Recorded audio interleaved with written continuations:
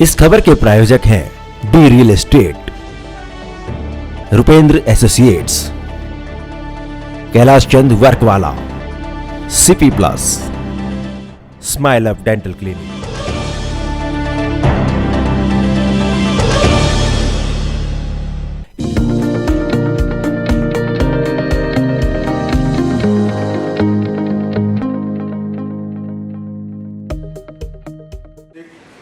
दिल्ली की civil line थाने की team ने एक रॉबरी जो 2 तारीख की रात को 1 करोड़ 16 लाख रुपए की हुई थी, फुल रिकवरी के साथ 5 लड़कों को इसमें अरेस्ट किया है और रिकवरी के साथ ये केस सॉल्व किया है। केस ऐसे है कि 2 मार्च को एक व्यापारी हैं रोहिणी के रहने वाले, उनके 2 जो वर्कर हैं पूचा महाजनी चांदनी चौक से तकरीबन 1 करोड़ 16 लाख रुपया ये लेके वहाँ से चले हैं। पूचा घासीराम है, लॉरी गेट एरिया में पड़ता है, वहाँ से इन्होंने स्कूटी ली और ये रोहिणी की तरफ रवाना हुए। बस अड्डे के आगे होते हुए चंदगीराम अखाड़े से आगे जो मजनू टीला है उससे पहले एक बाइक ने इनको इंटरसेप्ट किया, धक्का मारा, इनकी बाइक गिर गई, इनको थोड़ी सी चोट आई, लेकिन साथ में उन्होंने कट्टा दिखा के इनके जो 2 बैग थे वो लूट के चले गए। इसमें एक बड़ी जो हमारी इन्वेस्टिगेशन है, हमने पूरे जिले की सारी टीमें जो एसीपी कोतवाली, एसीपी सिविल लाइंस और एसीपी ऑप्स, उन सब की तरफ से टीमें लगाई। 2 महीने पहले की बात है, हमारे यहाँ पर हमने चांदनी चौक और लॉरी गेट एरिया में तकरीबन 500 से ऊपर, आज की डेट में ऑलमोस्ट 600 कैमरे ये हैं, ये पीपीपी मोड पे, पब्लिक प्राइवेट पार्टनरशिप मोड पे मार्केट वालों की तरफ से लगाए हैं। उन्हीं कैमरों में हमें एक क्लू मिला कि जो ये हमारी जो स्कूटी जा रही थी उसके पीछे एक बाइक जिसमें कि एक ब्लू कलर और एक रेड कलर की शर्ट पहने और साथ में एक वाइट कलर की शर्ट पहने जो साथ में चल रहा है, वो इन लोगों का पीछा कर रहे हैं।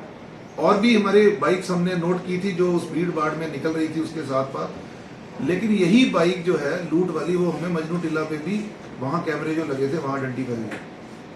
4-5 दिन की कड़ी मशक्कत के बाद बहुत कैमरे जो हमने वहाँ से चले हैं, तो सिविल लाइंस के एरिया में, फिर सब्जी मंडी के एरिया में करते करते फिर जो युधिष्ठिर सेतु फ्लाईओवर के होते हुए ये जमुना पार में मौजपुर एरिया में आके बंद हो गया। उसके आगे हमें क्लू नहीं मिला।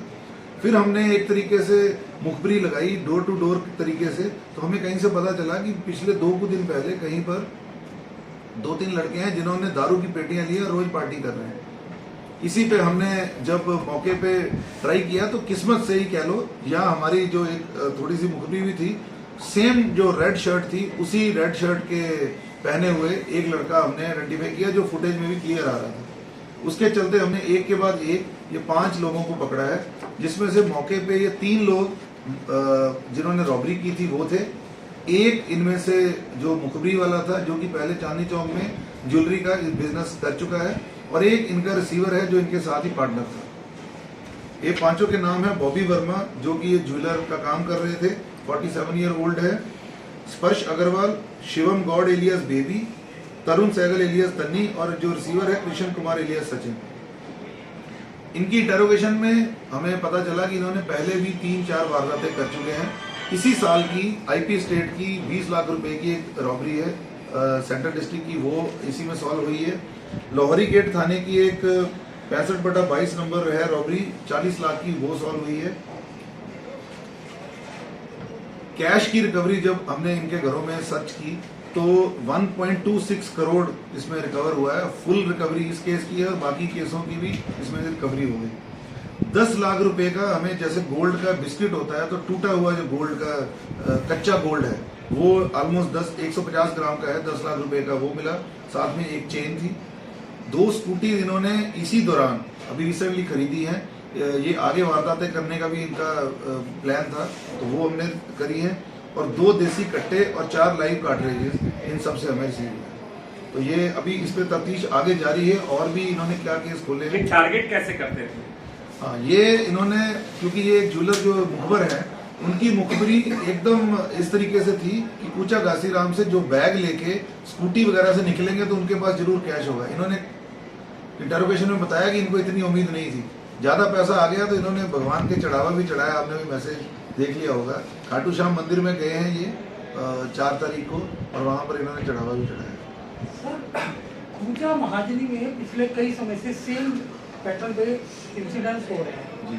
तो क्या ये डिस्ट्रिक्ट आपके डिस्ट्रिक्ट के अंदर ही आता है, तो क्या वहाँ पे आपका कोई फ्यूचर प्लान है किस तरह से वहाँ पे सर्वेलेंस लगाई जाए, वहीं से क्राइम होना ही बंद हो जाए? बिल्कुल सर, ये इसी जो आपने बोला है, इसी के मद्देनजर हमने शुरू किया कि अलग अलग तरीके से, एक कि वैसे एरिया में सर्वेलेंस बढ़े तो कैमरे लगवाए, दूसरा सर्वेंट टेनेंट वेरिफिकेशन के कैंप भी लगा रहे हैं, और उनके ऑलमोस्ट, क्योंकि हमने पिछले कुछ केसों में देखा, एक डीबीजी रोड की 7 लाख की अभी केस वो भी खोला था, एक बड़ा हिंदू राव का 17 लाख का केस था, सब में मुखबरी इनके अपने ही नौकरों की थी।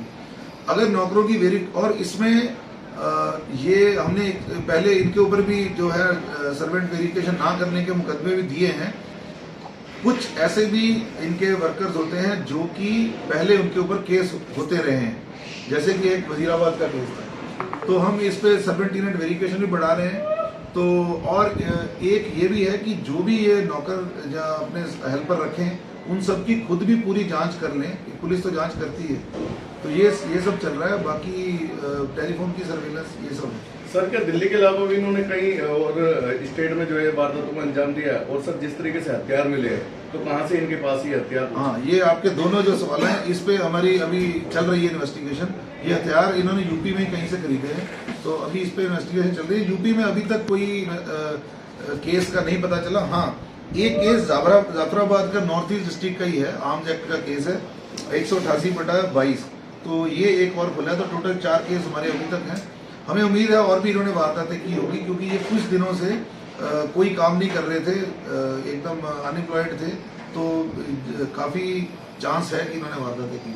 सर, इससे पहले जितनी भी वारदातें हुई हैं तो उसमें भी कंप्लेन हुई होगी रेस सर, तो उस पर पुलिस ने पहले एक्शन नहीं लिया, या इस इंसिडेंट के बाद पुलिस ज्यादा एक्टिव हो गई इनको लेकर? नहीं, देखिए, उसमें हमारे पास फुटेज उसमें भी है, लेकिन उसमें कहीं किसी कारणवश वो सॉल्व नहीं हो पाए, तो ये जो हमने केस खोले हैं साइंटिफिकली उसमें लिंक्ड है।